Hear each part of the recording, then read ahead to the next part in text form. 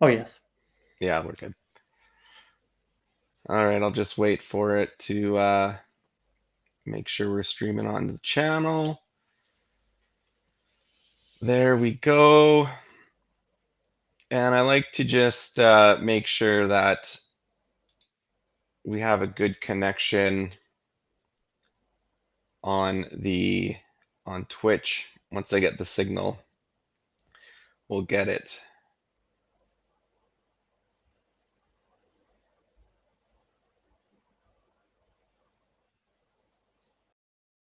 Okay, awesome. All right.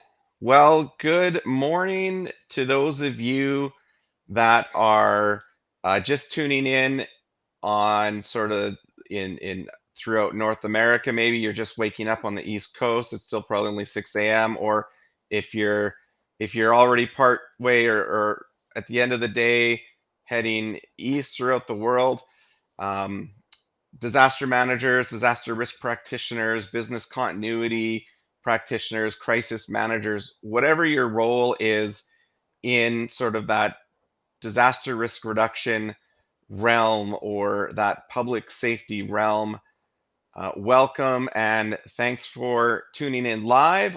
Or if you're watching the recording of this, thanks for uh, attending. And this interview with Professor Ilan Kelman, Professor of Disaster and Health and author of Disaster by Choice, it's going to be a fun conversation about disaster risk reduction and the bigger state of things in the globe. But it's also going to be an opportunity for you to learn and maybe you know pick up some points or some things that you can research and investigate further. So if you are following along, please just take a little bit of time for yourself and try and do away with some of the distractions. I know we've all got to keep our phones on. We might have kids or work related things, but do your best to be distraction free because this is really time for you to learn.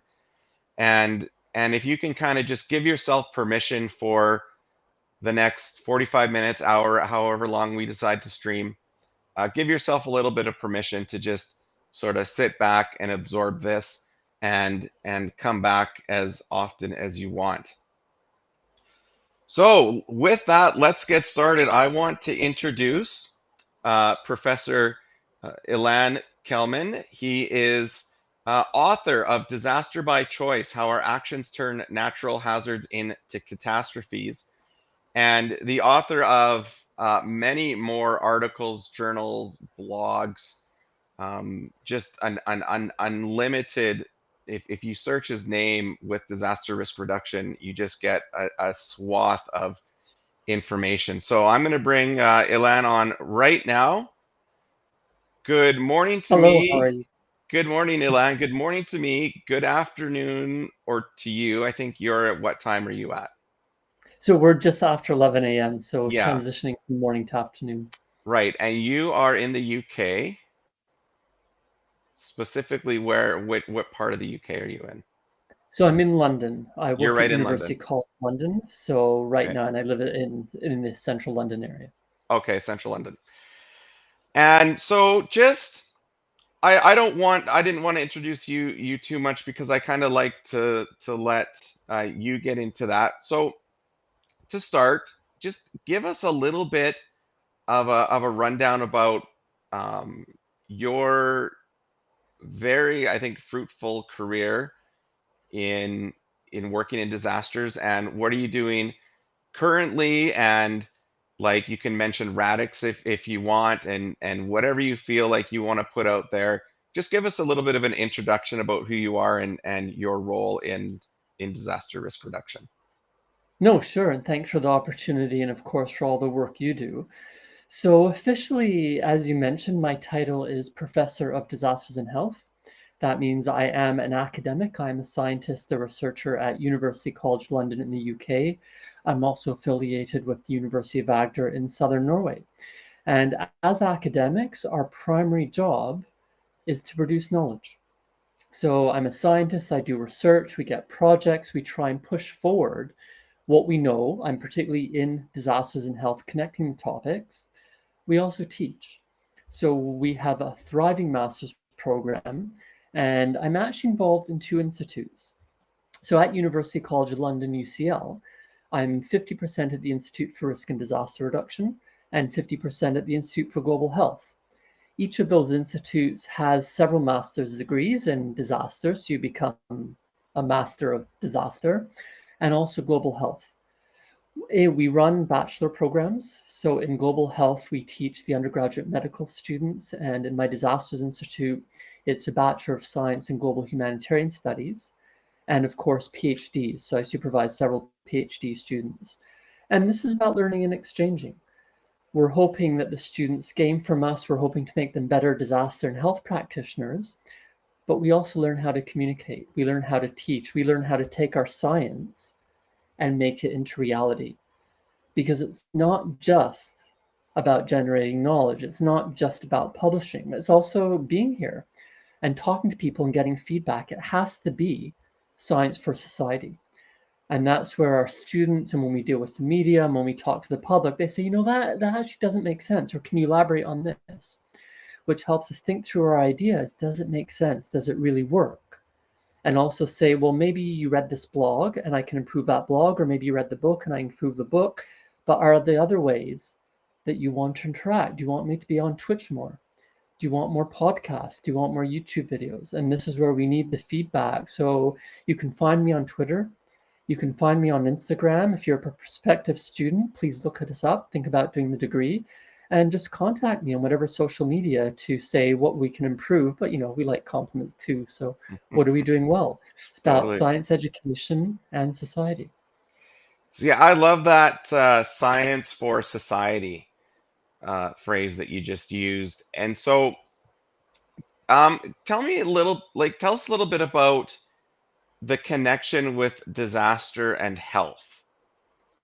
If you could, let's start there to kind of give some context, because I think that um, there's lots of people that work in disaster and health, but there's going to also be a lot of people that have not made that connection yet. So give us a little bit of insight on what that connection is. A lot of the linkages started by thinking about impacts. So disasters kill people and injure them and have mental health impacts. It disrupts livelihoods, it disrupts businesses, which creates stress and anxiety. Those are direct health impacts. It has to be more, though. By supporting health, we actually build people's abilities to try and reduce the risk of disasters, to tackle the fundamental issues, and to try and avoid any adverse impacts. Conversely, if we say, no, let's be more about a sector, let's say we want to implement what we call disaster risk reduction or trying to stop them happening, a lot of that can be done through hospitals, Mm, through better healthcare, through having people live healthier lives and safer lives. So rather than, for example, hopping in your private vehicle and driving a kilometer to buy milk, if it's safe, it's appropriate, if you have the ability, maybe walk. So that means that you're less reliant on a transportation system that can fail in a disaster. It also means you're healthier, which helps you get through difficult times. And by making these fundamental links, we can then build up with different topics to say, well, what are key issues that really affect both? One of which is climate change. Climate change affects the weather. Weather is involved in some disasters. It also has major health impacts, but more to the point, dealing with healthier lives helps to stop climate change. Just like the example I used, if we get active transport, if we get walking and cycling, less reliance on private vehicles, that makes people healthier. It has to be safe, and it also reduces fossil fuel use. So that means that we have this link between helping people deal with reducing disaster risk and making them healthier, which assists in dealing with climate change. Other links which I okay. use are sort of major international national processes like diplomacy, what Mm, happens when disasters occur across international borders. Similarly, How do countries use health and medicine and vaccines and even dealing with pandemics, a health disaster, in order to forge links and create connections across international borders? And then another big one, another big connection between Sure. health and disasters is migration. So if you Yeah, don't speak that's a the big local one. language, Yeah. you're more vulnerable in disasters. Disasters force people out of their homes, and they deserve healthcare. They need healthcare. So these are sort of the ideas that we use to bridge the topics and to really show it's about day-to-day life, it's about day-to-day livelihoods. Yeah, yeah. So you're really building that mindset that people need to be able to kind of adapt and function within their general lives and their communities in a way that maybe we are not quite used to because we've been so privileged to have very accessible water, very accessible groceries, accessible transportation. Um, I think like as sort of especially Western society starts to maybe see that be disrupted a little bit, we're going to need to rely on these other techniques to kind of just keep us positive, healthy, and able to move forward. Yeah, That's definitely. That's a okay. wonderful articulation. And Yeah. in fact, that links to your own work, Brad, doesn't it, in terms of coaching and supporting people Yeah. to enact these approaches? Yeah. We're just building mindsets. We're building, like I do. No, I shouldn't say I do a lot of work, but I am starting to get into a lot more work with Indigenous communities here in Canada. So First Nations, Métis, and Inuit. And I mean, before they were colonized, like they did not have a word for adapt because they they just lived off the land. And however the land presented itself or the spiritual world presented itself, they just lived with it. And so, for Indigenous communities in Canada right now, this concept of having to adapt is very foreign to them. One, because they don't have a word for it, and two, because their ancestors just flowed with the world. Like they, I don't, don't quote me on this, but I don't even think they really had a word for climate or weather, and they just kind of moved. So you're kind of making that same type of connection where, um, you know, okay, Western colonial white people in today's society, living in today's society as settlers, we've got to develop a very similar type of mindset if we're going to continue and thrive for the next 100 years, 200 years. And through these connections and what you've just said, this is how we learn. It really is about Yeah, exchanging. And I yeah. find that in the classroom that if I'm not learning when I'm teaching, I'm not doing a good job in teaching. Mm, So just connecting, as you say, talking about vocabulary, talking about ideas, we can hopefully give everyone a lot from what we know, but hmm. we're gaining plenty and can think more about our lives and how we approach it to really ensure that we reduce disruption and we don't have these major disasters which disrupt our life and really destroy a lot of what we hope we would have day to day and decade to decade. Yeah. And I want to get into disaster by choice, but you also mentioned earlier, like you talked about death. And I know on your website you've got there's some case studies where you kind of look into death and disasters. And I want to touch on that. And I know you also do like astrological or astronomical disasters. You've done a lot of writing on that, and I mean that's a very interesting area. So I'll come back to those just as a precursor. But your book, Disaster by Choice, I'll put it up now, just quickly, and I know you've got it with you if you want to flash it. But this is I've so yeah. Before this, we brought it up on Indico, and I've got my cart filled up with 99 copies. So there will, I'll have a box of your books coming. But tell us a little bit about disaster by choice, how our actions turn natural hazards into catastrophes. Take us through kind of the general theme of the book, or what you're trying to kind of get through in this piece of work. This is absolutely the fundament. And you really raised it when we're talking about these astronomical threats, these extreme ones which we hope we will never experience. It also links to the day to day. So whether it's pollution or vehicle crashes or oppression and discrimination, someone somewhere in society is making choices to hurt other people. And this creates a disaster. So look, earthquakes happen, hurricanes happen, tornadoes happen. This is not unusual. Humanity has experienced it for the past 10,000 years. But then why do people die? Why is infrastructure destroyed? We know how to build buildings, we know how to construct infrastructure that can deal with tornadoes and floods and droughts and temperature extremes and earthquakes and volcanic eruptions. Some places do, some places don't. So the real question is why? And it's because the disaster is not coming from these environmental phenomena. The disaster is coming from where we live and how we live. Or more to the point, the fact that some people are forced to live in vulnerable circumstances, the fact that some people do not have the resources, knowledge, or opportunity to say, oh, well, my dwelling is not going to stand up in an earthquake, therefore, how do I retrofit it? Which means that choices are being made for people to force them to be vulnerable. The disaster then becomes that infrastructure collapse, the livelihoods that cannot deal with weather or with the geological situation. And that means that choices are being made. Hence, it's disaster by choice. Disaster by choice.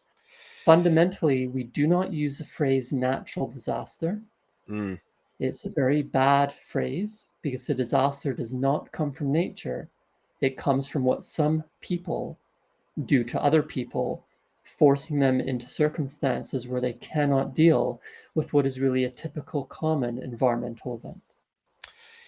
Yeah, that there's a lot to unpack there, because I think generally the majority of the public that don't work within this field, I mean, yes, like media, they're still using natural disaster. And I think the No Natural Disasters group out of the UK, which I think you're kind of affiliated with, Yeah, Kevin Blanchard, yeah. right? Yeah, is one of the big people behind that. Um, and I'll say too, if you're tuning in live and you want to throw a message into the chat, I'll get the chat message, and we can ask Ilan a question. So if you are tuning in live, please don't be scared to throw in a question or a comment. So okay, we're doing great work to kind of extinguish this idea of a natural disaster. We're getting people more to say natural hazard, disasters are caused by us. They occur by because of everything you just said. Um, what is that sort of, what's beyond that then, in terms of sort of reconciling this idea that as a system, as a society, we are consciously and unconsciously developing this systems and processes that put us in these very precarious ways of living. How like, for I think for a lot of people, if they really take sit down and think about it, like there could be a lot of guilt and shame associated with that. And like, how do you kind of deal with that? I guess. I don't know. It, no, you're all right. It's a fundamental challenge. And actually, that's where we take a lesson from you, Brad, in terms of coaching, in terms of working with people to overcome limitations, to try and get beyond these unfair feelings of guilt and shame and blame in order to be much more constructive and say, okay, but what can we do? It's Hmm. all very well to use the hashtag no natural disasters. And as I said, we're on Twitter, we're on Instagram. Please join us. But so what? Hmm. And this is how we move forward. And I hope what my book does is it provides several solutions. What can we do? So, number one, recognize that there are these wider systems, these wider governance issues, people with power forcing us into difficult circumstances, and some of those are hard to overcome. But nonetheless, we all have knowledge, we all have some level of resources, we all have some level of power. So, what can we actually do? And in the book, I give examples of wildfires, I give examples of floods to say that no matter how difficult things are, do not despair. There are solutions, there are techniques, there are things that one can do depending on the specific circumstances to say, I can hopefully be aware to know when to evacuate and to be ready to evacuate when I have to, but also ensuring that I don't put people at risk, including myself, to ensure that the building in which I live and work may do better within the context of that tornado or that earthquake or the volcanic ash, while also trying to push forward within the few privileges that we all have to try and change these wider systems. Mm. So, Brad, you and I are very fortunate that we can sit here and criticize our government and say, our government should be doing this and we need legislation. And we actually have that ability without fearing being kidnapped in the middle of the night by the police for torture and Yeah. execution. Hmm. Not everyone has that privilege. So, obviously, if you're physically threatened by your government, you might not want to criticize them. But you can still work with your community, still work with your neighbors without trying to annoy those who will use violence in order to do better for everyone. While those of us who are in our countries can say, the UK is right now looking at the legislation that they have for disasters. They did not implement it very much, if at all, for the COVID-19 pandemic. Mm. We need to get our writing out there. We need to get our media work out there to say the UK can and should do better. This just means don't be completely constrained by the immense challenges we face, but look for inspiration. Look for ways to move forward within the very real constraints and just say, let's work together. Let's find like minded people to coach ourselves, to coach others, to really try and turn disaster by choice into no disaster by choice. That's awesome. Yeah, like that is that's a great way to explain and put that, because I think, like, I just I can't even imagine, like you said, what it's like to be in a situation where I fear my government so much I'm not even going to discuss some of the things I disagree with. And I mean, as someone like who worked in government for 12 years at various positions, so often I heard people kind of at the policy level, or the sort of the program coordinator level, say things like, well, the deputy minister will probably not even consider this, or what can I really do to make change? And I was always like, you've got more power in your position on the front lines, with more of the knowledge and information and ability to connect with stakeholders and communities than a deputy minister does, because deputy ministers are just sitting there waiting for good ideas to come up the chain to them for them to make decisions. So if you can write a compelling business case or whatever, people at the lower levels of government are in an excellent position to make change. They just are kind of stuck in that thinking that they're not high enough, they're not good enough, they're not paid enough, they're not connected in enough to influence. And I totally disagree with that.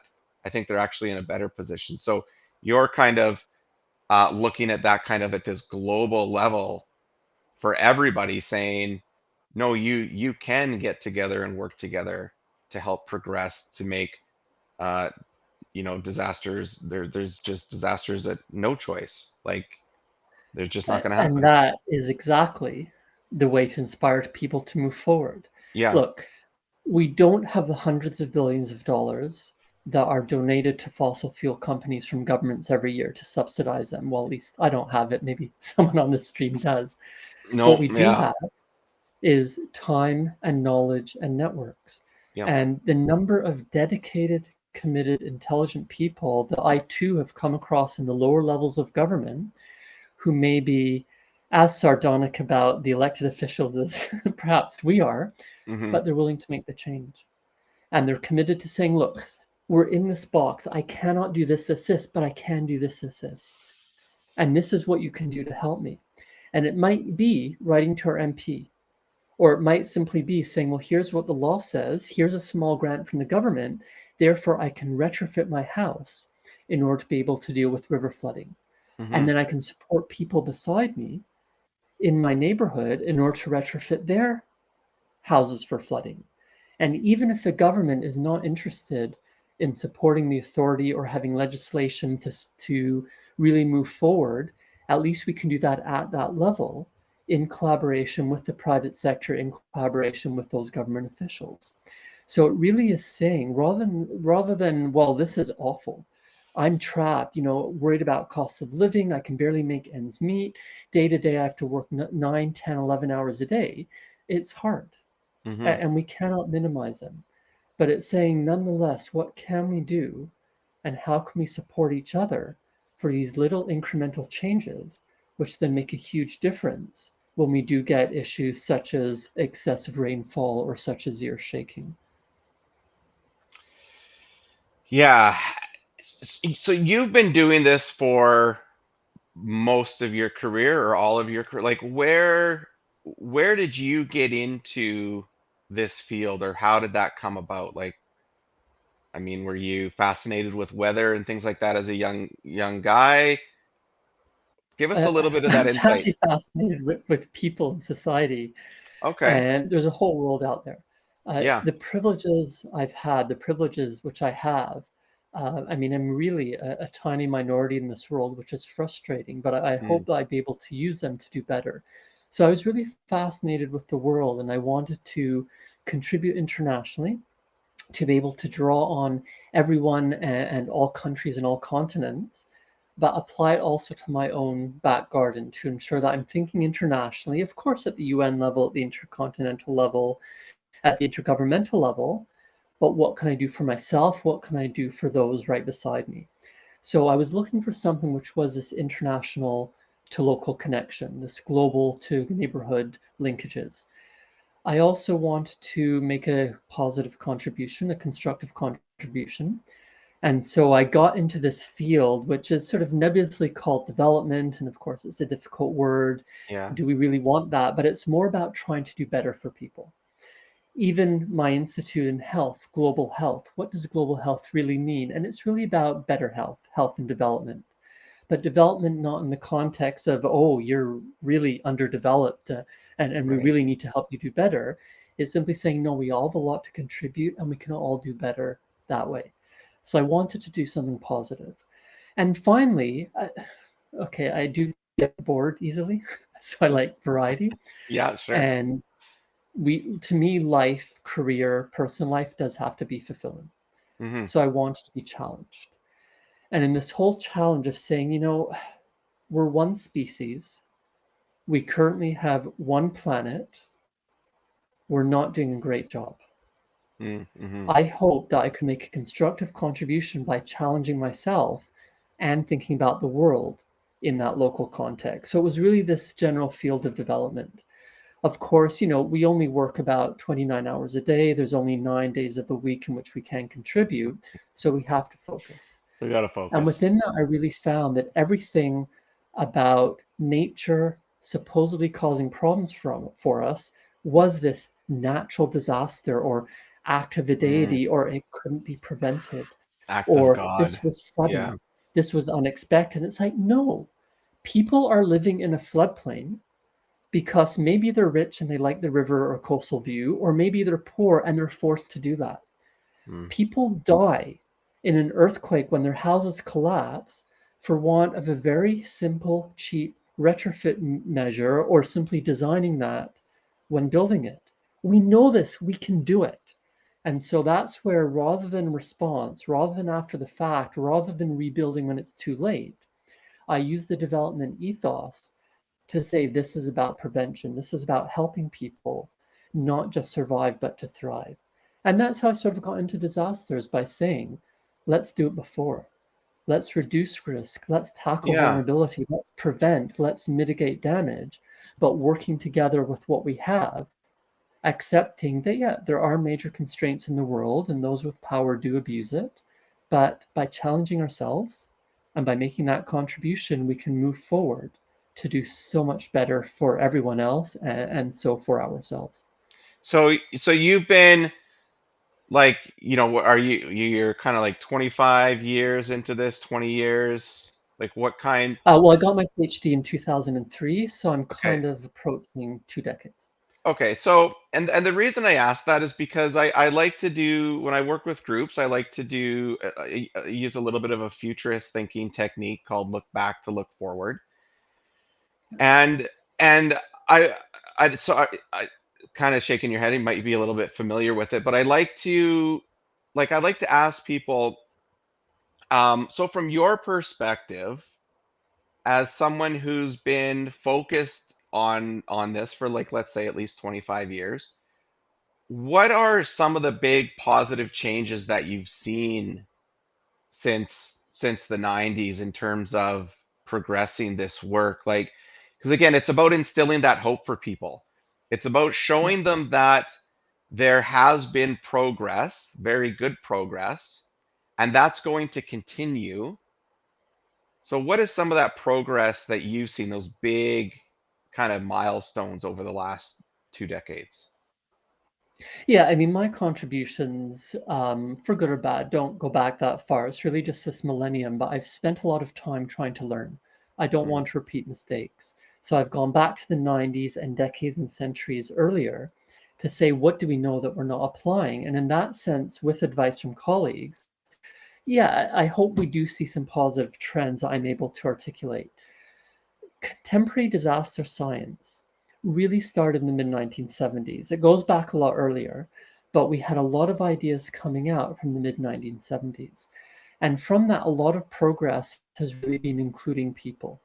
So rather than a lot of pejorative terms, as I said about development and underdevelopment before, rather than using these misleading phrases like natural disaster, one progress that we've seen is the interest and ability to challenge them, to change the way we talk, which means bringing that into policy, legislation, and practice so that people do accept this fundamental idea of disasters not coming from nature, not using the phrase natural disaster, and trying to implement that practically. And that is a major step forward, again, rather than just blaming a deity, rather than being guilty, rather than simply saying it's nature's fault.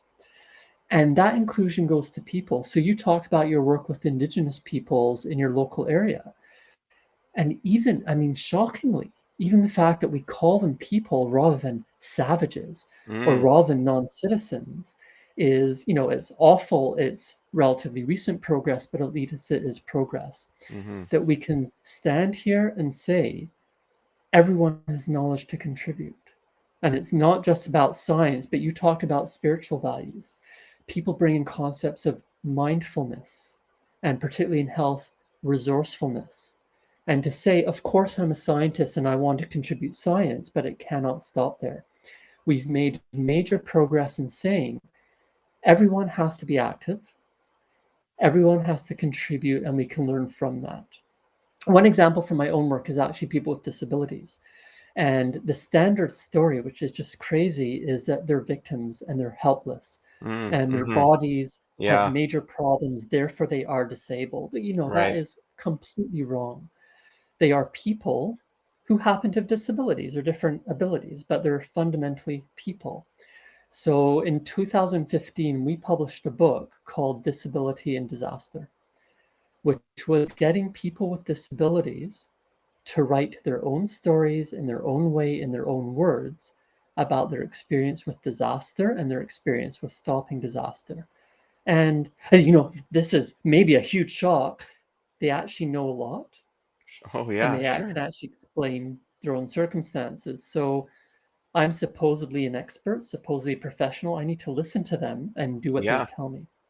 And this whole approach, whether it's people with disabilities, Indigenous peoples, homeless people, undocumented people, incarcerated people.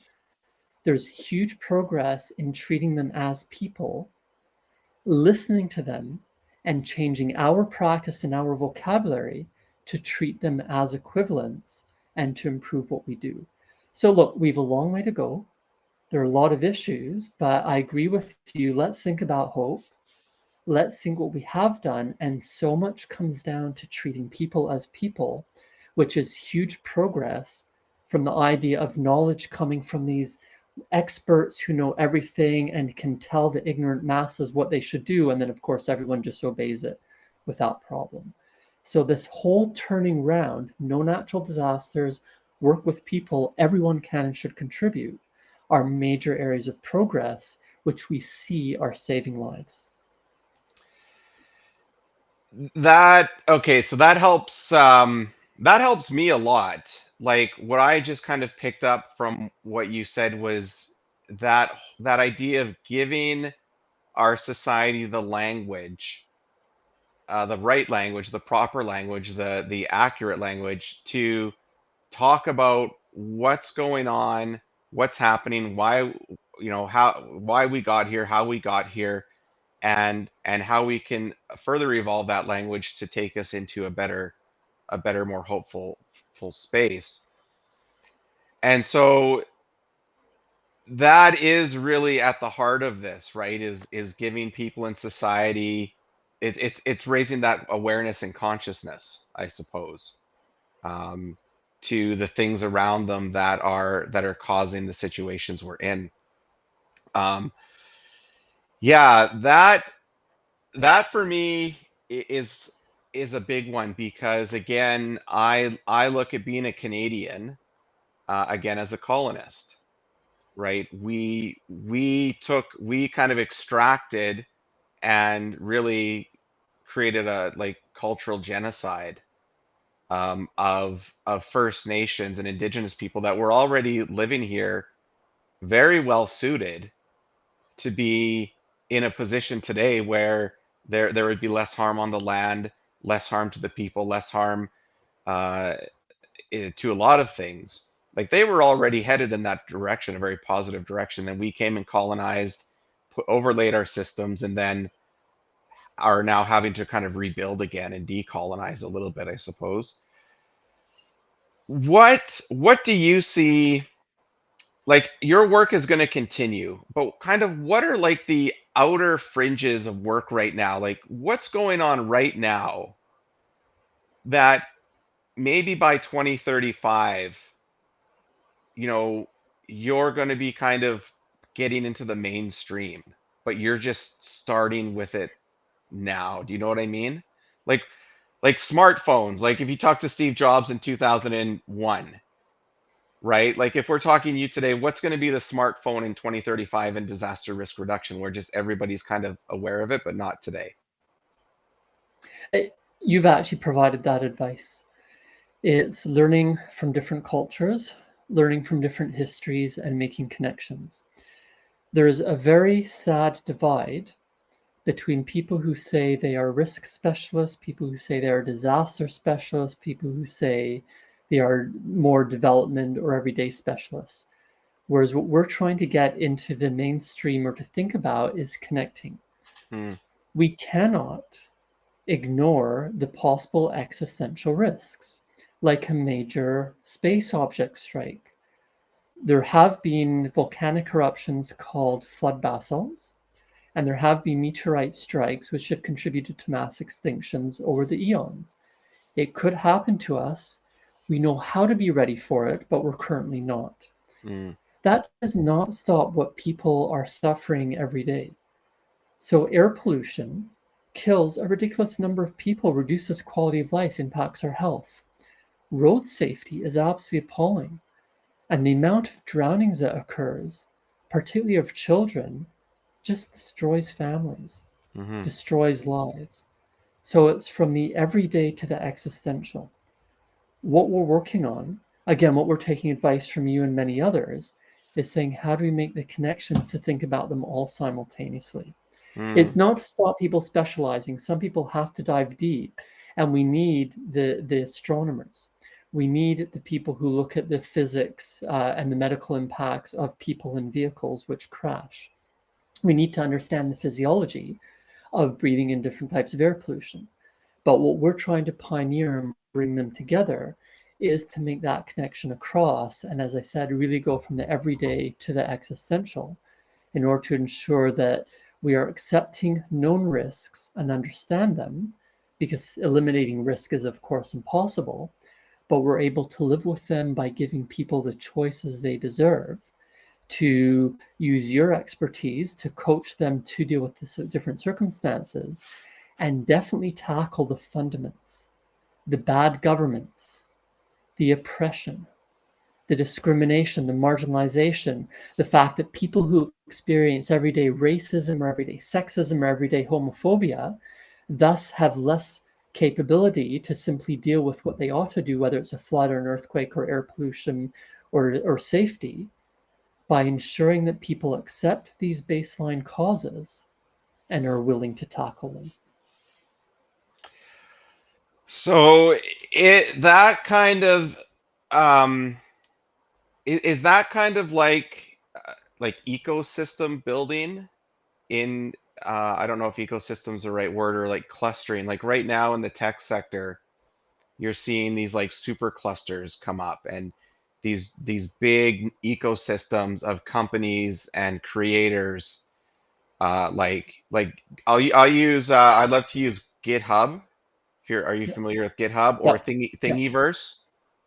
Um, so these platforms where experts in their craft, all at different levels, novice to high expert, are literally building together open source in a very collaborative way, without really asking for anything in return other than what others can offer in return. And that may be financially, that may be intellectually, that may be whatever it is. So you're kind of seeing that evolution even in like disaster risk and health, where we'll just be at this point where we're so collaborative and connected and in tune with some of the indigenous ways of knowing and learning, that we're starting to really become like this. I won't say super resilient, but more resilient society. um We're trying to I don't push know if that that. makes sense, or trying to Yeah, push no, that. it is. Okay. Yeah, Okay. because we're trying to push that, and we're learning so much from all these models you mentioned, and of course, what you're doing, such as this forum, this format. What it's labeled will be different in different contexts. So yeah, if people Right. want a super cluster, if they want a super hub, of course that's fine, and it will take shape in different ways. The key is to connect and Mm. not to get distracted by a single issue, but not to downplay either. And climate change is a perfect example. Of course, we're changing the climate, we're doing it rapidly and substantively, and this is not good. We have to do better. But it's not just climate change. If magically overnight we solved human caused climate change, we'd still be doing very well at destroying ourselves, whether it's human trafficking, human slavery, deforestation, overfishing, pollution, land destruction. So to call it a climate crisis is a distraction. To say that everything is about climate change is scientifically incorrect. But we still have to involve human caused climate change, and we still have to tackle it. So it's not a climate emergency, it's a human emergency. Mm. It's not a climate crisis, it's a human values crisis. And by making that connection, by creating again the super cluster, the super hub, this forum, whether we want to call it disaster twitch or risk Yeah, good twitch one. Yeah. or just human twitch, is about saying never neglect climate change. It's a major issue, it is killing us now. But don't let climate change or any other single topic completely overwhelm all the other issues. By tackling them, we can solve them together and we can bring people together. So we are trying to lead this. We are trying to create it. And we need advice, we need support for anyone who wants to say, but you know, it's not working. Or you're doing it this way and we have to think about shifting into another direction. we don't have the solution. We have all sorts of different solutions all around and approaches, things which haven't worked, failures, but many successes. So, how can we focus on the inspiration, on the hope, on getting the results without being distracted by these neat phrases like climate crisis, which actually do not reflect the science and move us away from what we need to do in this super connection, these super links to bring people together, not separate? So that I'm thank you for saying that, because so in my world here in Edmonton, Alberta, Canada, in Alberta, it's like a hot Alberta is a hotbed for the oil sands. It's like I don't know how closely you follow politics, but like in Alberta right now, it's kind of like the media loves climate crisis. Like the media loves that term, at least here, and they really are kind of pushing that. Our current provincial government is kind of like, well, okay, yeah, there's a climate crisis, but there's a lot of other things going on, and it's a very conservative government. But then you've got like the sort of left side of the politics that are like, no, it's a climate crisis we got to focus on. And it's kind of like, I think people are just so confused. What is it like in Europe, like where you are, in terms of that conversation? Like, is climate crisis really showing up in the media a lot? Is it distracting there in that way, or are you a little bit ahead of us? What's your gauge on that? It is the same. A lot of Same. these unfortunate phrases are very frequent, and it's the same with Yeah. natural disaster. The media do not focus on the issues. I mentioned earlier about the hundreds of billions of dollars of subsidies per year going from government Yeah. to the companies. So, from an Albertan perspective, do they really want big, evil government using your hard earned money to support a private company, which is meant to be on its own and which is meant to survive? And if a private company can't survive, get rid of it. So, there is this disconnect in terms of using these assumptions and these buzzwords which then downplay the real issue, which is how much we are paying fossil fuel companies to pollute. Mm-hmm. Now, to Alberta's credit, you had a new Democratic Party government, Rachel Mm-hmm. Notley, Yeah. and she's still in charge and may yet be the next premier, given that your current premier hasn't done too well. On the other hand, we see And the he Ontario hasn't left situation. yet. He got Yeah, voted out and yes. he's still the premier. It's He, insane. on the other hand, we see the Ontario situation where it's a Yeah. similar hard right government with someone in charge who tries to be folksy and just doesn't have much interest in science or long term thinking. But yet, Ontarians had a clear choice and gave him an even larger majority Yeah. last week. In the UK, we have a similar issue with the Prime Minister who doesn't care to govern, but the population knew what they were getting when they gave him a huge majority in December 2019. Mm-hmm. And the party recently had a chance to boot him out and decided to keep him in. So, Norway currently has a center left government. Sweden and Finland currently have governments which are trying to think in the future. But Hungary has a hard right government. So, in the same way that neither Alberta nor Canada are homogenous entities, Europe isn't either. And of course, the UK isn't, England isn't, Yeah. London isn't. So, there's always these divergences, there's always these tensions. What I prefer to do is rather than saying, oh, you're from the hard right, or you're from the hard left, or you're from the hard center, therefore I'm not talking to you. I mean, that's ridiculous. Mm-hmm. Let's try and find common ground. Let's try and find common hope and really work with an evidence based approach to move forward. Because for me as a scientist, it's an evidence basis. And yeah, I come across people who say they don't care what the evidence says. They're ideological and that's it. Yeah. And in that sense, there's unfortunately not a lot that can be done. So, do we spend all our time fighting and criticizing and creating conflict? Or do we look for ways around it and say, I know you voted for a different party, but here's what we have in common, here's what we agree on, let's go forward constructively and work that way. And a lot of politicians are very reasonable. Of course, Yep. they stand up in the House of Commons or the legislature and say, and the honorable member opposite is completely and utterly useless. But, then they go to the bar afterwards Then and they they go say, hang well, out. how can we work forward with this Yeah. legislation and make it constructive? And I'm not supporting certain politicians who are out there to kill people. What I would like to do is bring together a cohort of people who accept the evidence basis and are willing to say we can and should stop disasters. We've been devastated by the entirely preventable COVID-19 pandemic. We don't want to see Vancouver flattened by the mega earthquake.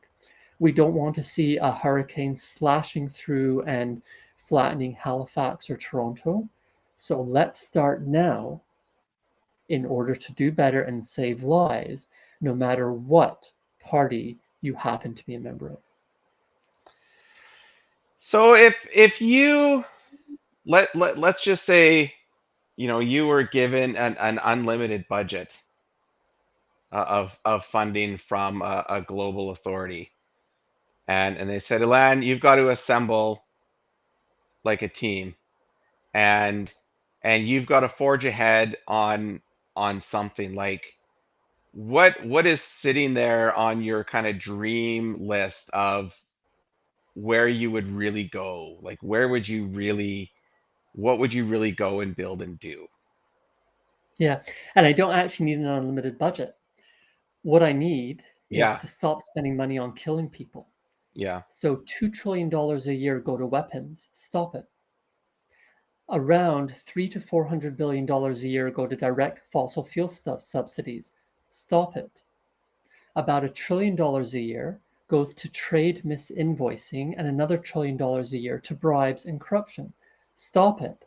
Suddenly, we're up to several $1 trillion a year not spending money to kill people. Hmm. That in itself is a result without actually me having a budget. Now, of course, having said that, yeah, of course I want money. If anyone wants to sort of fund research, particularly for early career researchers, we can produce more science for society.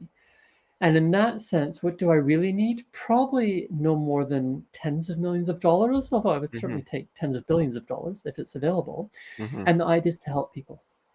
So talk Yeah. to people, find out why they are poor, find out who is perpetuating violence against them, find out why so many women die at the hands of their intimate partners, Mm. find out why so many children end up being involved in a tussle between two ex partners, find out where air pollution is coming from and why so many people don't know how to drive safely, but also find out how can we institute a system to monitor for space objects threatening the Earth comprehensively across entire skies and be ready to send space missions to deal with them. Another risk which is out there is the fact that every so often the Earth's magnetic field flips, it reverses.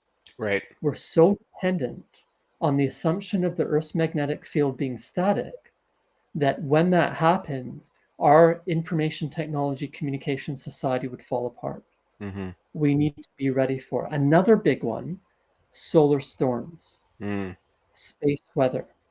We have in human history, particularly in the 19th century, but some in the 20th century, had such enormous solar flares hit the Earth that if we had this level of internet reliance and electronic communication reliance, we would see overnight trillions of dollars of damage and more than a decade required to get back up and running.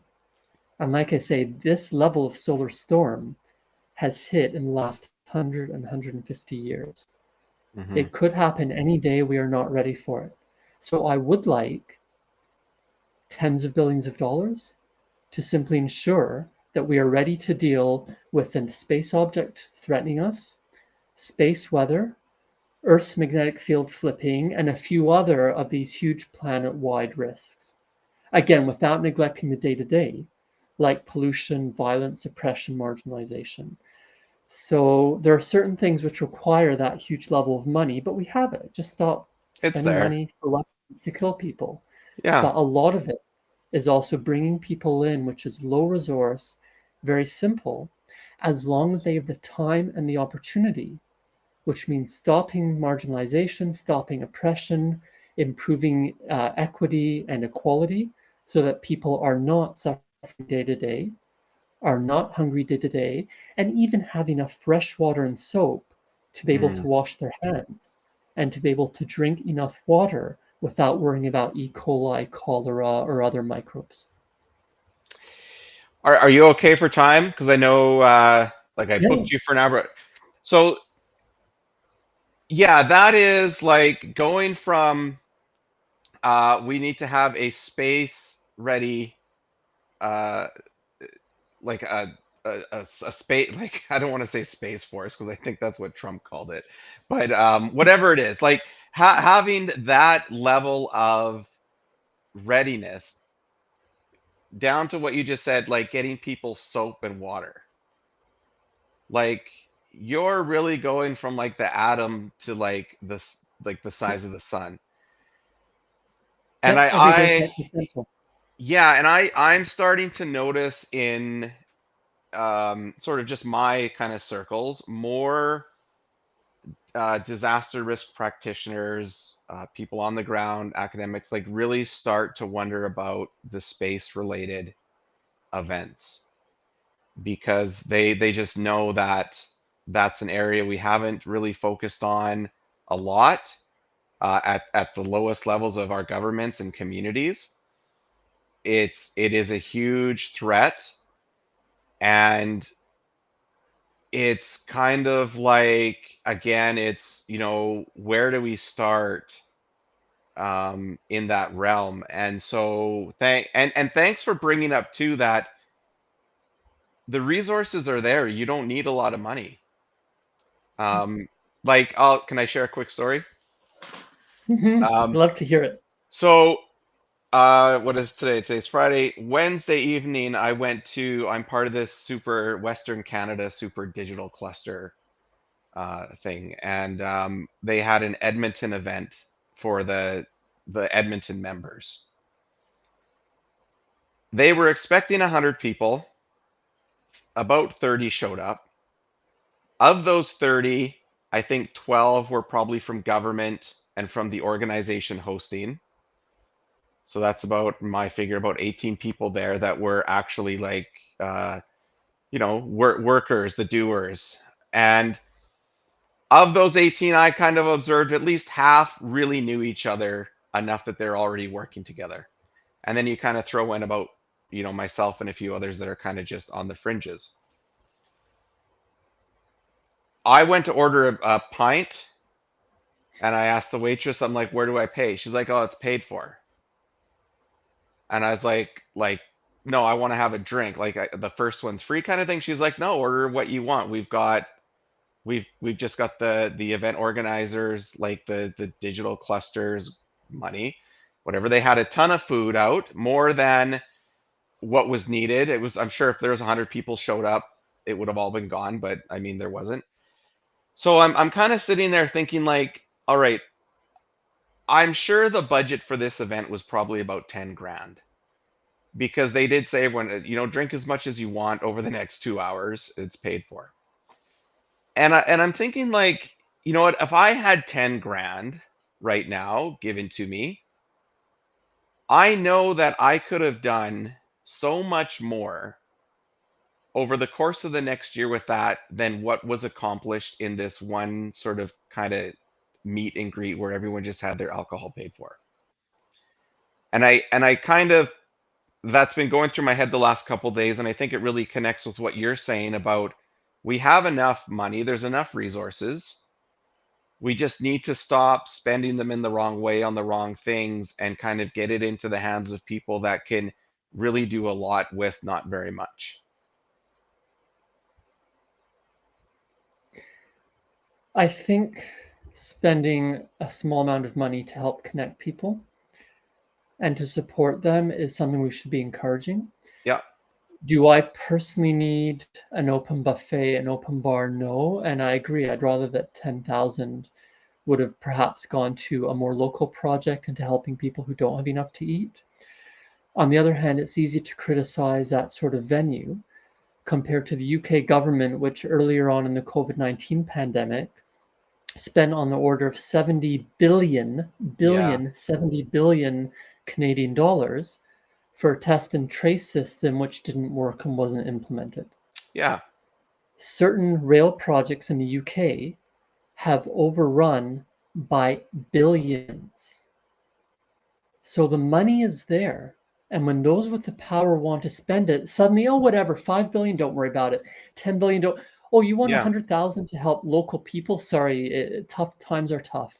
Yeah. Cost of living, and we don't have the money. So it's so much about allocation.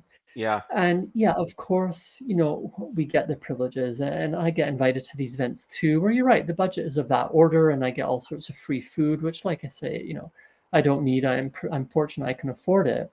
But on the other hand, we could criticize them and undermine them and stop the good work, or we could focus on the more fundamental issues that when a government wants to drop billions for nothing, they make that decision while denying tens of thousands and hundreds of thousands, which would save lives immediately and day to day. Hmm. So we're talking trillions Yes. is spent every year to kill people. And yet we only need tens of billions to save the planet from a space object threat. Our Yeah. priorities are completely skewed. And that's where we need everyone supporting us to say the money is there. If we spend it appropriately, not only do we save ourselves and our planet, but we also have so much other money because if we spend billions and save trillions, we actually have quite a gain. Even the Yeah. pandemic, I mean, when we look at what the cost would have been to stop COVID-19, it's probably in the hundreds of billions. When we look at the cost to develop a vaccine and lockdowns and monitoring surveillance, it's probably hundreds of billions. This pandemic so far has cost over 30 trillion Canadian dollars, Hmm. and it's probably much more. And that's not even thinking about the millions who have died and the even more who've long COVID and the costs to society and the health system of that.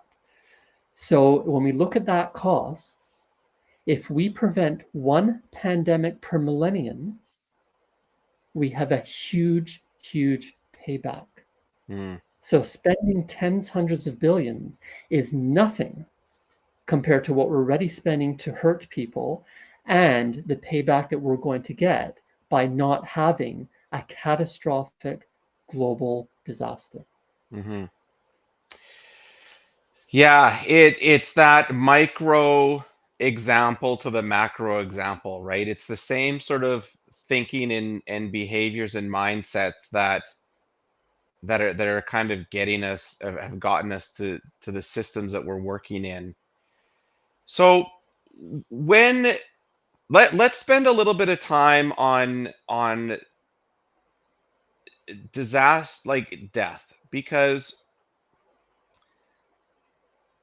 I think and correct me if I'm wrong. This is just kind of my observation. Like given what we've had happen in Canada in the last decade in disasters, we've had very minimal deaths. I think we've just gotten lucky. Like in Alberta, the Fort McMurray fires, Yeah. one death. Uh, the High River floods, Calgary floods in 2013. I don't believe anybody died directly from the flooding. There might have been some sort of like in Fort McMurray, the death didn't come from the fire; it came from a car accident during the evacuation or a collision. BC, the big heat wave last year. I think if I don't know if it was from that heat dome that we had. I thought they said about 600 related. Yes, that's about Um, right. Same with Fort McMurray. It was awful. Two people were killed in that two car people. crash. Yeah, sorry, you're right. Two And people. it seemed to have been they were sort of forced to evacuate without a lot of sleep, and the driver likely fell Yes. asleep while driving. Completely preventable and just so awful for the Yeah. families when it did not have to happen. Yeah, and they were on a if I memory serves me right too, I think they were on kind of the 880 highway, like the very like gravel highway, so not on the main road. And so I think we've just been lucky. Like in terms of we've had some decent alerting systems in place, we have decent incident management, we've gotten people out. There have still been deaths, but I think death caused by disasters is going to be, it's going to increase. I don't know if that's fair to say. Like, we're going to see some pretty horrific things. Um, Well, as I mentioned earlier, I'm afraid Vancouver yeah, Vancouver is is a good not in a good example. situation regarding an earthquake or tsunami. Right. And then you've got school shootings, and you've got like all these other types of events.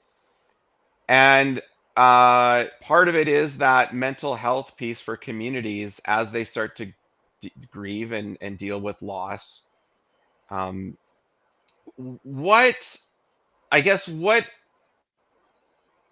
I'm not sure what my, if it's more of a question or is just an observation of what do we need to do to sort of help communities and people um, start to deal with this fact that we're going to see more death by the choices Stop we it. make from disaster. Yeah, Well, stop it. I mean, stop it. ask them what they need Yeah, and try and avoid it. Like all countries, Canada has had some horrible, horrible situations, but yeah. improved from it. So, Hurricane Hazel, 1954, killed Mm, over 80 people in Toronto. If they hadn't used that as an opportunity to move people out of the floodplain, Hurricane Isabel 2003, Hurricane Sandy 2012 would have been similar. The Ocean Ranger, which went down off the coast of Newfoundland in the 1980s, again killed over 80 people. mm-hmm, There has not been something equivalent since then. mm-hmm, But Swissair 111 was off Nova Scotia. There was the Air India bombing in 1985, and Iran shot down the Ukrainian airline in early 2020 with both the Air India and the Ukrainian one had numerous Canadians and people affiliated with Canada on board. So there has been that history, but there's always been very solid improvements afterwards, mm, including the Quebec town where the city center was blown up when a train carrying benzene was left on the right. top of the hill without the parking brake on properly, so it just rolled down, derailed, and exploded. And that was just within the last decade. So it was found that numerous laws and standard approaches were violated, and dozens of people were killed and a town wrecked. Mm-hmm, So every place has its share. There was also the ice storm of 1998 and about half yeah, a dozen previous ice storms in decades. Many floods, like Winnipeg, has been hit several times by the Red River flooding. But then they built the flood bypass, which has helped yeah, to save lives and protect properties. There's also the day-to-day disasters, Indigenous peoples, and of course, communities, particularly in the Canadian North, Indigenous communities, which can experience a youth suicide a month in communities of just a few hundred people. There's the everyday marginalization and the poverty and homeless people dying in winter. But what Canada has done in provinces and municipalities is really try to learn from it and really try to improve. So that's where you said there are some good examples, and I mentioned Toronto again, and there was a lot of learning from, again, from the various train derailments and from these plane crashes. Toronto was one of the hot spots for the SARS pandemic 2002 to 2004. Severe acute respiratory syndrome, which was our previous coronavirus pandemic. Several nurses died because they weren't given the support to deal with this new disease. And in fact, when the Premier of Ontario turned up to one of the funerals, he was booed. mm, Some of those lessons were applied for COVID 19, but some were not because, again, the current Premier is ideological and had much less interest in trying to prevent a disaster. So it really goes up and down. And mm-hmm, what should Canada do? What should the world do? Well, let's ask people. mm-hmm, What do they need? What causes them to drive unsafely? Why aren't they able to wash their hands and wear face coverings for COVID 19? Are they living in floodplains, whether it's in southern British Columbia or in Toronto or in Fredericton or many other cities? And as you said, that heat wave in British Columbia in July 2021 was horrible. mm-hmm, Several hundred people were killed, and unfortunately, it's going to get worse because of human caused climate change. yeah, So that was a clear example of human-caused climate change being directly attributed to the heat and humidity, which then killed people. But this is where we get distracted, because at the same time, that town in British Columbia was destroyed by fire. Oh, And Lytton. people Yeah, were Lytton. saying, Yeah, listen, yeah, Lytton. and Yeah, people were saying, this is climate change, it's fire. And no, actually, because that town was hit by fire 3 times in the 1930s and 1940s. Look, yeah. the forest has evolved to have regular wildfires. If you build in a burnable area, you're going to get burned. So saying that that fire and the destruction and the disaster was climate change is scientifically insupportable. Mm, We should have been focusing on the heat, because absolutely hundreds of British Columbians died in heat directly attributable to human-caused climate change. yeah. So every place has good aspects, every place has bad aspects. What you try and do through your coaching, what we're trying to do through our science and our evidence basis is say, this is how we inspire people, this is how we move forward, this is how we do better, with the good practice examples, to try and say, if you do nothing, people are going to die. But don't get despair. Instead, let's learn from the past to do better from the future Hmm. and stop those people dying, because we can, as long as we provide the resources, the opportunities, and knowledge, and above all, the power to get out of poverty, to get out of marginalization, to know what your vulnerabilities are, and to be able to deal with it on your own terms. Do what are your thoughts on that conversation around like death? Like, do we have the language? Are we talking about it enough? Are we talking about it in the right way to kind of bring it as a concern? Um, like, what are you seeing? I actually don't know. Don't know. And this is where I'm continually getting feedback. So when I teach in our master's programs, and I do some undergrad and PhDs, I don't hold back. Right. Okay. People these days say, give a trigger warning every time something is difficult. But look, mate, I do Um, disasters, I do health, everything is difficult. yeah.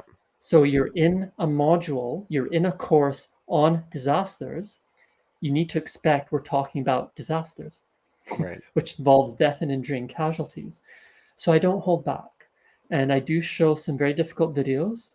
I raise a lot of very challenging stories on sexual abuse during war, on gender based violence in disasters, on issues of suicide and self harm and marginalization and discrimination. So far, I've had incredibly positive feedback. The students respond respectfully and appropriately, often sharing their own very difficult stories. But I need continual feedback because I make mistakes. Sure. And it is possible to go too far. Mm, And we cannot know the individual experiences of everyone in the classroom, and we don't want to cause further problems. But I do bring in an ex-combatant to give a session on soldiers. okay. I do have an ex-refugee who gives a session on aspects of mental health and psychosocial support in times of disasters. So it's about people's experiences, doing it in a balanced manner and respectfully. And I'm going to make mistakes, I'm going to Yeah. fail. Life is a But learning lab. the positive feedback does give me some successes, but people have to tell me, when am I not going too far, when am I going too far, and how do we ensure that we're dealing with reality, but not causing or exacerbating problems. Right. How so when what's the feedback that you get from students in terms of how taking them through all of that sort of develops their empathy, which then turns into them being able to go into a career or a job with that empathy? Because I spoke, there's a bit of a belief out there that, and I know this because I've had some people tell me that there's that adage about walk a mile in my shoes, where they can't have empathy for some people because they haven't experienced it. do you find, because I'm sure with a lot of the students, they don't deal with a lot of the things you're going through with them. Do they report back that their empathy has enhanced or it's there as a result of kind of these lessons? It's self-selecting to a large degree. People do Yeah, not study risk and disaster reduction or global health because they want to hurt people. right. They They're do already not kind of come to there. our degrees because they want to become hedge fund managers and make a couple of $1 million a month. Yeah, so they're So there. they Good. already have that baseline Yeah. and they contribute so much. Anyone, even a hedge fund manager, has gone through difficulties in life, Hmm. and those experiences are important. So that's where in the classroom we try and create a respectful space for exchange, not holding back, but ensuring that experiences can be shared to learn. And that involves compassion, that involves caring, that involves empathy, that involves being human. We're all human. Yeah. Disasters in health are about being human.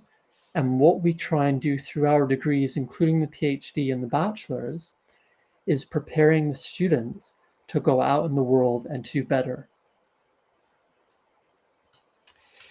Yeah, that is a great way to kind of talk to people about going into this field or into this profession.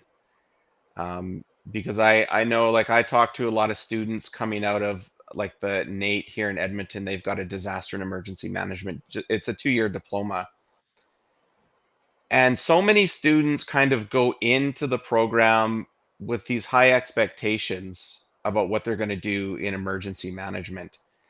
And then once they come out and they try and gain employment or, try to get into this field, they find that it's very different than what they thought it was going to be.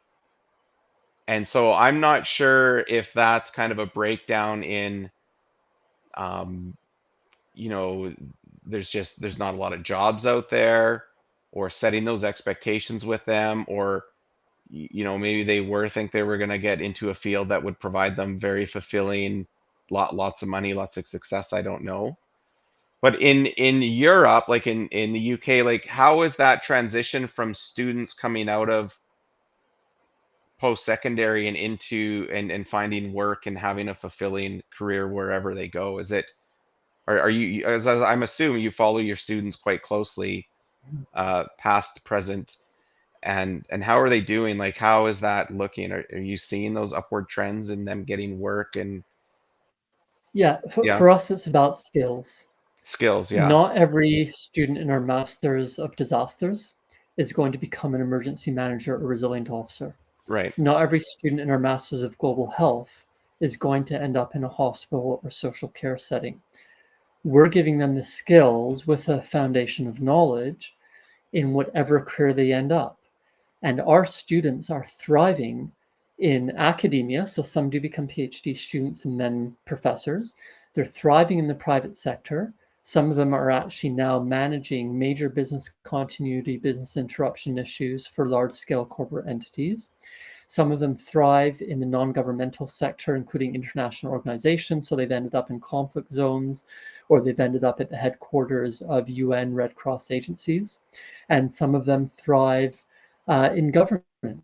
So, whether at the local level or the national level, actually implementing some of the policies and legislation. The point is, the career is yours. The degree is what you do with it.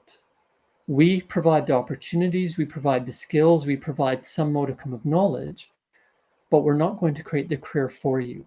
Hmm. We'll support you, and it's up to you.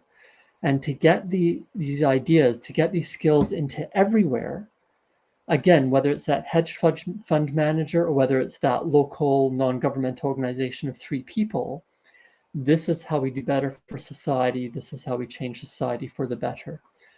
So we're very fortunate that we can provide these opportunities to our students. They go on to wonderful jobs and wonderful careers. They are not constrained by the topic. They are not constrained by the sector.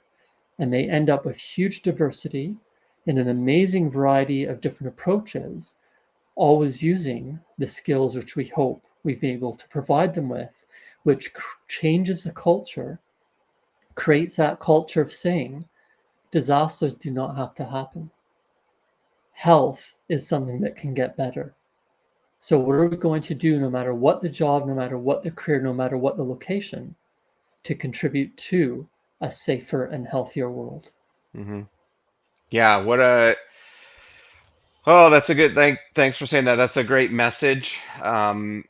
It's a great reminder. Like I've learned a lot in this last hour and 20 minutes.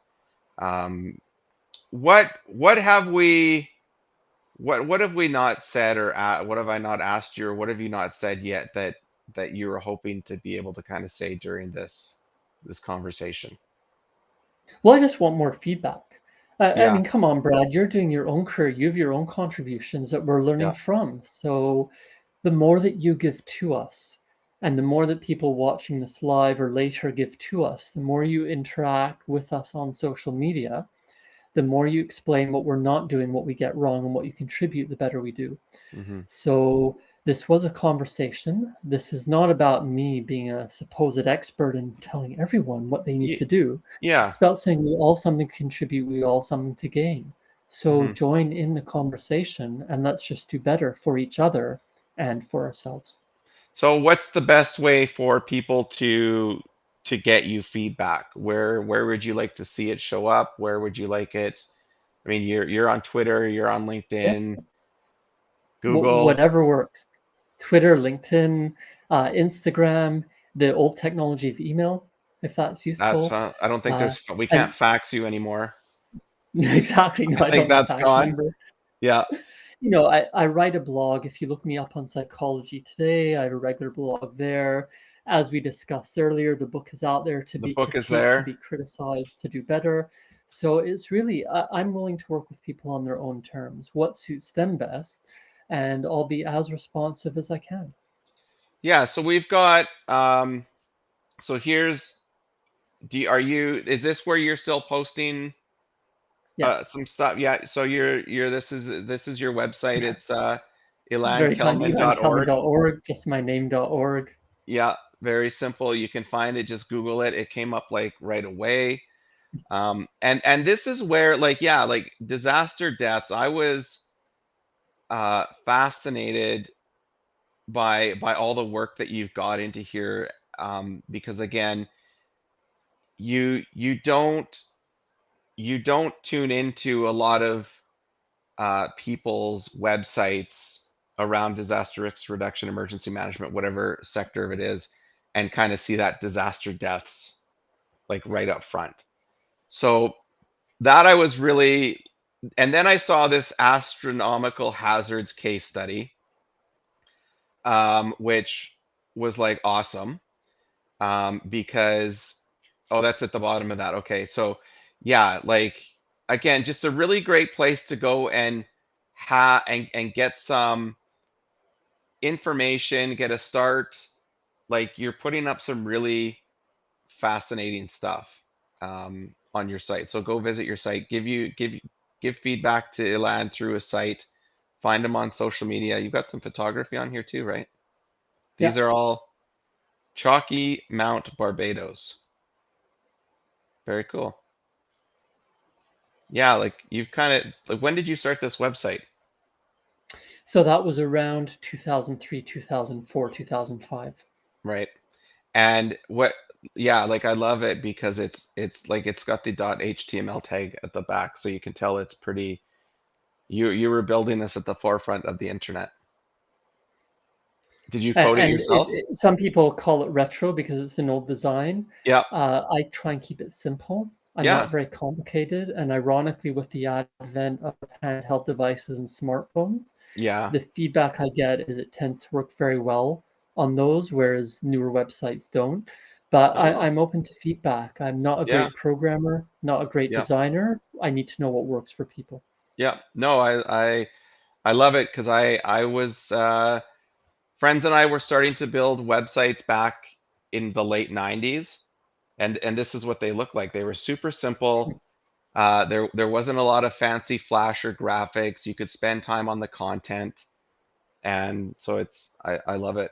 Um, I love the retro. And you're right. I mean, I definitely try and make it content focused. If you're Yeah. coming in looking for flashy aspects, it's not going to be there because I want it to be evidence based, Mm-hmm. which means a lot of text and a lot of sources. And Yeah. understandably, that doesn't work for people. But I Yeah. do want that material to be there and to be available. Yeah. The sources, if you go through Alan's website and kind of dig down as you go through the case studies, like there's a ton of sources in here. Um, like a great library and catalog for that. And yeah, like very interesting conversation.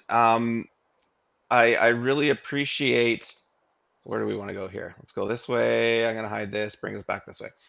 Um, like you're just like a very easy person to talk to. I think you've got a mindset that is just really positive, right? I tend to go to that critical space um, if I'm not careful. Like I'll tend to criticize, but not to be critical or not to hurt, but to kind of like assess what's going on as an issue, and then I kind of like to look around and spin it to what's the root of this, like what's going on, and then who do I need to bring in or talk to a little bit more about it to understand why this is happening.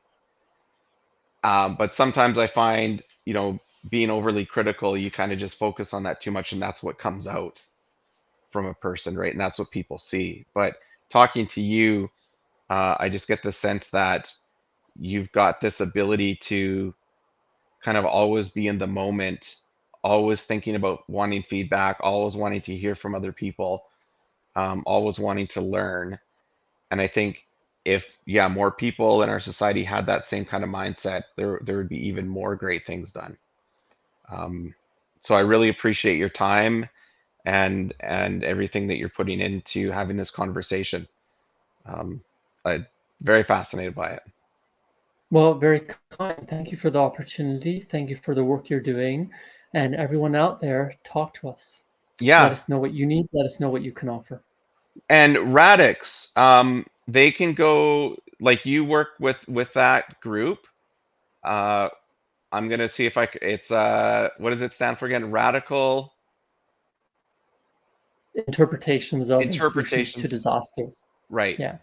Um, radixonline.org. Radix Online. I love the fact that at weekly somebody else is doing the Twitter Yeah. uh, uh, feed. I don't know how you guys coordinate that and keep it all together, but that's really cool that you do that. I think that's a great way to organize. If you're okay, I read an article from someone that put on LinkedIn about sort of our teams, like our team's going to take us into the future, meaning how we organize ourselves in organizations as these teams. Is that going to take us into the future, or do organizations need to be focusing on how to create these more collaborative groups like a Radix in order to get work done? And I kind of do. I like that argument. It's a combination. We Yeah, need all sorts of approaches. yeah, And I really can take very little credit for Radix. It's my yeah. incredible colleagues, particularly Ksenia Chmutina and Okay, JC Gaillard, who are JC, that's who leaders, showed me. international Yeah, leaders in this field. And they're doing all the hard work, bringing us in and creating these sort of dynamic, flexible teams, which has contributed so much. I've just gained a lot and learned so much from them. I'm following in their footsteps. yeah. That's who got me onto it with JC. And I think when I talked to him, he said you were the international leader that he was. I don't know if he did say that, but I'm sure he probably did. Um, like, yeah, he was a very fascinating guy to talk to. I really enjoyed that discussion as well. And I think if you're tuning in on the recording, go to Ilan's website, go to the Radix online website, and check those out because um, I don't know, I kind of like with Radix. I kind of like to think that I'm out there watching and picking up on different things. I'd never heard of it until I met JC a couple of months ago. And so that's just an example of how much is out there that we still can become aware of. So yeah, And check the that other out. initiative Xenia has done and led is the Disasters Deconstructed podcast. So if you look up Disasters Deconstructed, you can find so much rich and deep material. And certainly Brad brings Xenia on here because she'd be a wonderful, wonderful asset and really, really knows the field. Okay, yeah, that disasters deconstructed right here. Yeah, Yeah, you I got it. will. Excellent. Okay, I will reach out to her. I've not I don't know if I've seen this one or not. I don't recall, but I will do that. And so, oh, oppressive theory, emancipatory participation. Okay. Yeah, this is good stuff. A Christmas special. That's good. I like that. Okay, cool. Yeah, this is the kind of stuff that I'm looking for in terms of being able to pass out and pass down to, on the ground, on site emergency managers in local, small, rural communities. Um, because I think providing them, again, like you said, with this kind of information gives them that hope, that inspiration, that connection to kind of keep moving forward. So it's not always just being caught up in that day-to-day stress of that comes with life and employment, right? So, okay, that'll be next on my list. Thank you. Wonderful. All right. Well, I will definitely um, pass on to you any feedback that I get from this conversation through Hazardscape or just through my own travels. If I pick up anything, I'll send people to you. I'll get it to you whatever way I can, and we'll do this again for sure, and we'll stay in touch. And you know, if you're new to Twitch or just tuning in, yeah, track down Ilan and appreciate it. No, thank you for everything you're doing for the opportunity. And it's just continual learning in order Yeah. to continually improve. Okay.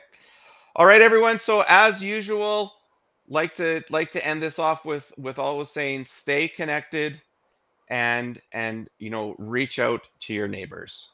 We will talk soon. Thank you. Thank you.